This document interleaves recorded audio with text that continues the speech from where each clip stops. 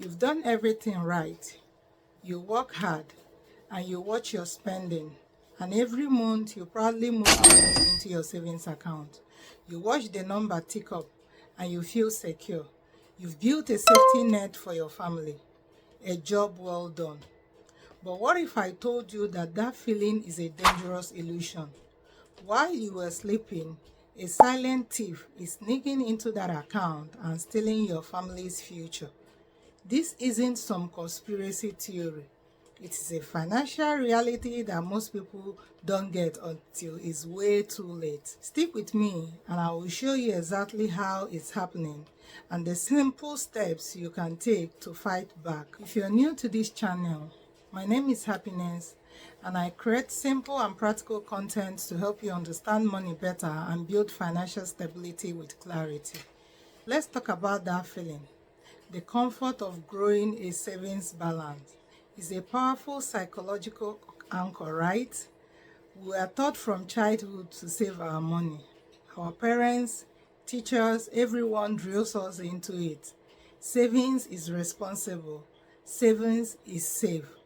And when you look at the balance on your phone, it feels like you've built a fortress around your family.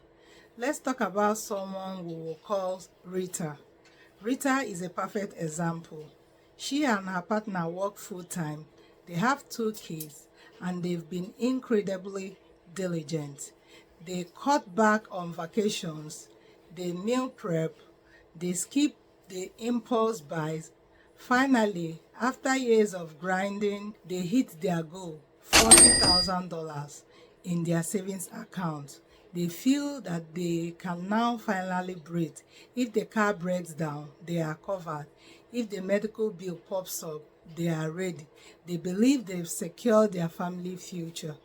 On the surface, Rita did everything right. She built a buffer. But what she doesn't see is that her fortress is made of sand and the tide is rolling in. The very account she trusts to keep her family safe is actually making them poorer every single day. And this isn't just about Rita. This is also about you. Alright, here comes the uncomfortable part. While your savings account balance inches up, the actual value of that money, its purchasing power, is shrinking. That thief has a name called inflation. Think of inflation as a slow, constant headwind. If your money is just sitting in a traditional savings account, it's like you're trying to paddle a canoe forward, but the headwind is relentlessly pushing you backward.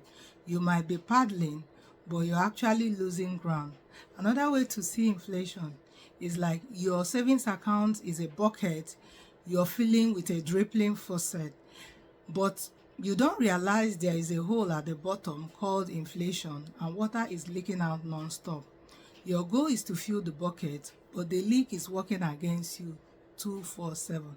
Let's use Rita's $40,000 and do some simple math that will be very shocking to you.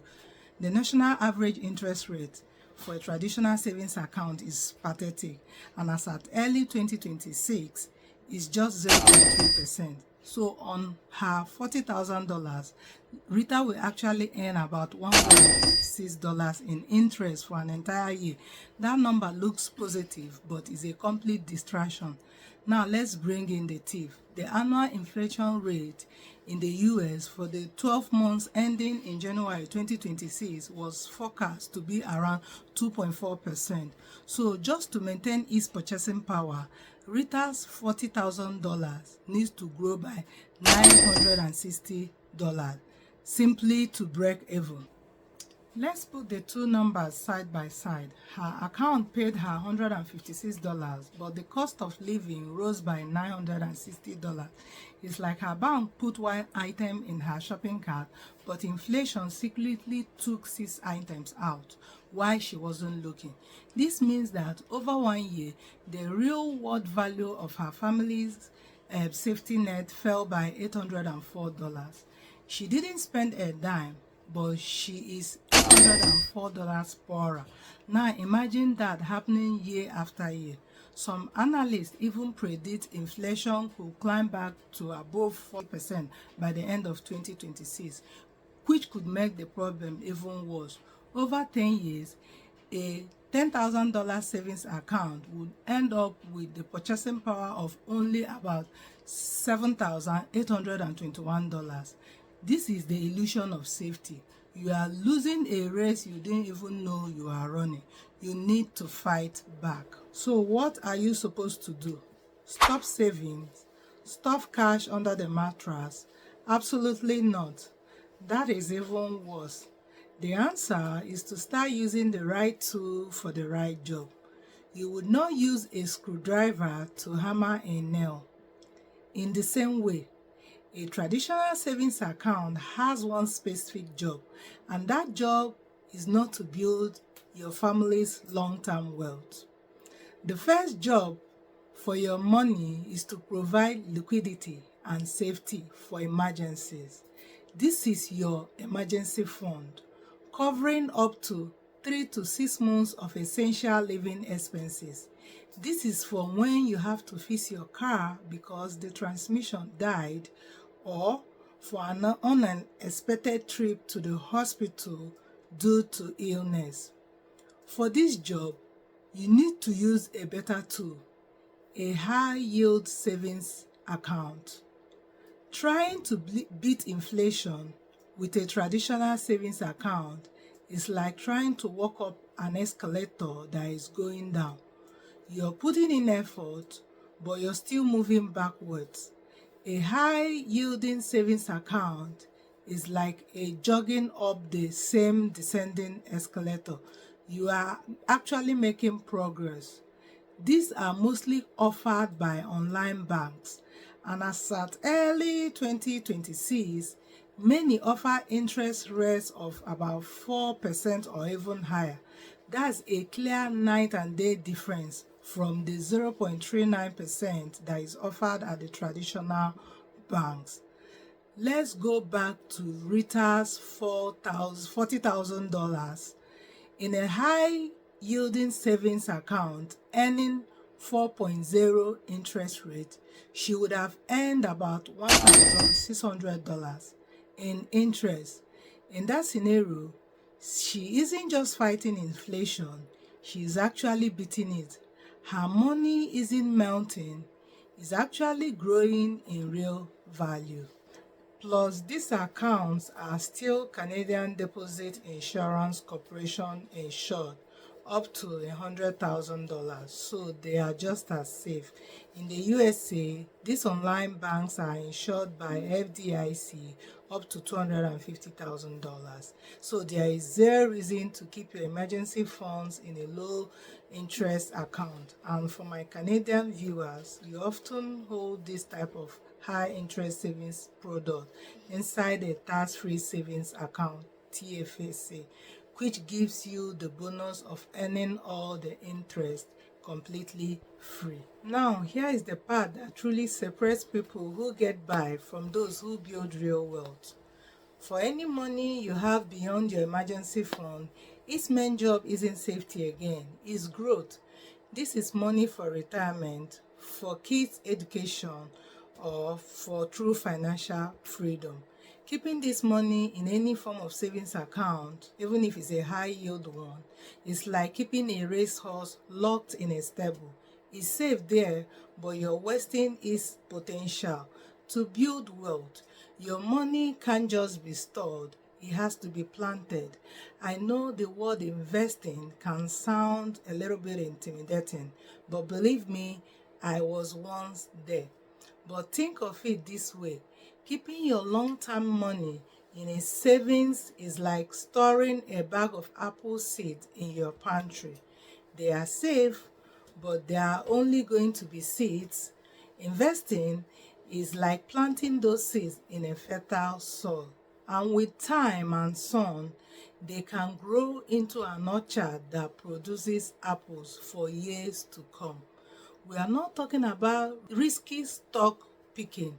We are talking about a simple, proven strategy, buying low-cost index funds or ETFs. Instead of trying to find the one magic company that is going to be the next big thing, an index fund lets you own a tiny piece of an entire market. An SP 500 index fund means you own a silver of the 500 largest companies in America. You're not just betting on one horse, you're betting on the whole race. For my Canadian viewers, a tax-free savings account, TFSA, is a perfect place for this. Think of it like a greenhouse. Inside it, you can plant different things, slowly growing savings and fast growing investment like index funds. The greenhouse itself, that's the TFSA, protects everything inside from the tax man, letting your wealth grow completely tax-free.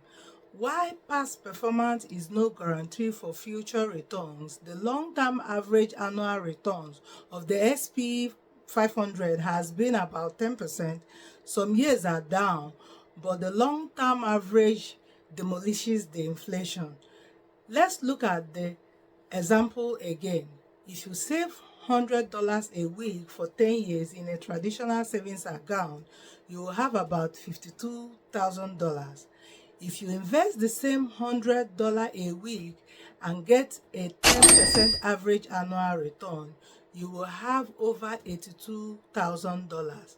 That's $30,000 difference made simple by choosing the right tool. You just made your money work for you. I don't want this to be just interesting information. I want it to be a transformation. So here is the homework for you this week. A simple 3-step plan to take back control. First of all, you need to calculate your number. Sit down tonight and figure out exactly what 3 to 6 months of your essential living expenses look like. This is your emergency fund target. Get a hard number. Number 2, open a high-yield savings account. Go online and find a CDIC insured high savings account. There are dozens of great options and it takes about 10 minutes to open one. Start the process of moving your emergency fund into this account where it can finally start fighting back. You can find accounts offering up to 4% per annum right now. Step 3, start your growth engine. For any money you have saved above your emergency fund number, it's time to put it to work. Open a brokerage account or a self-directed TFSA if you're in Canada and set up automatic recurring investment into a low-cost broad market indexed fund. It doesn't matter if you start with a $500 or a $50 a month.